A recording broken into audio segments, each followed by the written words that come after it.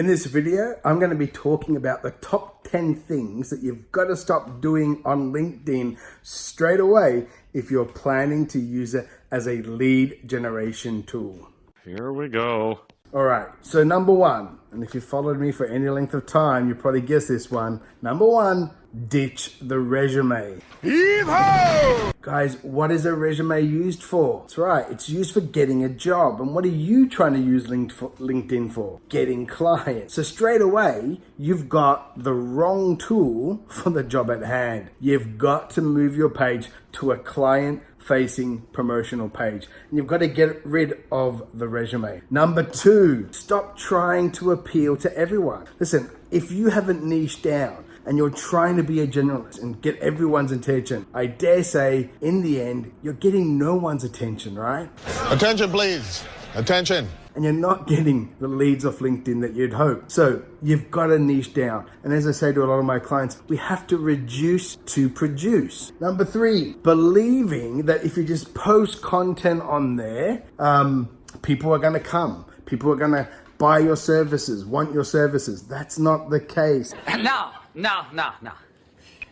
Attraction marketing on LinkedIn is a whole different ball game, and one that can work if it's in concert with an effective and high quality outreach strategy. Number four, stop being afraid to sell on LinkedIn. You're such a scaredy cat. That doesn't mean you do the selling inside LinkedIn, but in terms of engaging with people, taking them through a syntax that is ultimately about getting them to purchase your service, to solve a problem that they have. Number five, when you log into LinkedIn, don't just go in there without a purpose in mind, without an outcome in mind. Have a checklist. Even that will transform the way that you use LinkedIn when you are going in every time with a purpose, with a goal in mind. It means you get in, you get out as fast as possible. And you're not kind of wasting any time reading all those articles that are in there, and hours go by, and then again, LinkedIn has kind of sucked for you. Number six, okay, you've got to start messaging about them, not you.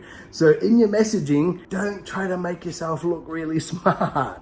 You look so smart. Right, in terms of impressing them, in showing your credentials, or asking these really kind of high-level questions. People don't have time for that. People aren't going to be answering them. So start to make your messaging, dumb it down in the sense, think about how we communicate in real life, and start to emulate that into your LinkedIn strategy. Now, number seven, stop believing that other people do the same as you, which means a lot of the time I see entrepreneurs are afraid to take action, they're afraid to make comments, they're afraid to do things because they say, well, if that occurs, I act like this, I do this, I don't like that. Hey, everyone is different. And that's the beauty, is that not everyone is like you. It's not about you. And it often is holding you back from greatness because you're worried, well, I think this, I do that. That's your reference. Everyone else has a different reference point. Number eight, recommendations. Get them on LinkedIn. It's great. It's great to have recommendations there. But guys, don't get fake ones. Fake. Don't do these ones where they're reciprocal with your friend, or it doesn't take much to look at someone's recommendations, click through and see, okay, all this person has done has got in this big circle of mates and they've all recommended each other. So make sure you avoid doing that. It's just tacky, and it's so transparent in this day and age. That is so tacky.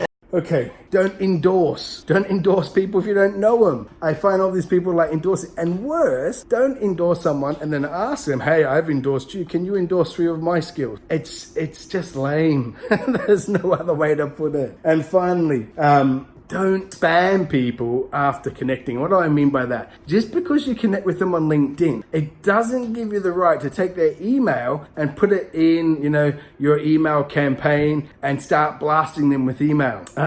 that's still spamming. That's still spamming. So, be considerate. If you are connected with someone, work out a way how to get their email and get their permission to do that. And that, can be a variety of things, by offering them ebooks, downloads, video content, where they have to use their email to be able to get access. But don't just download and then start spamming them. It's still spam at the end of the day. Alrighty, there's 10 quick things that you can stop doing on LinkedIn straight away. Make yourself look more authentic, more genuine, and start being more authentic and genuine on LinkedIn. Alright guys, hope that helps. The end.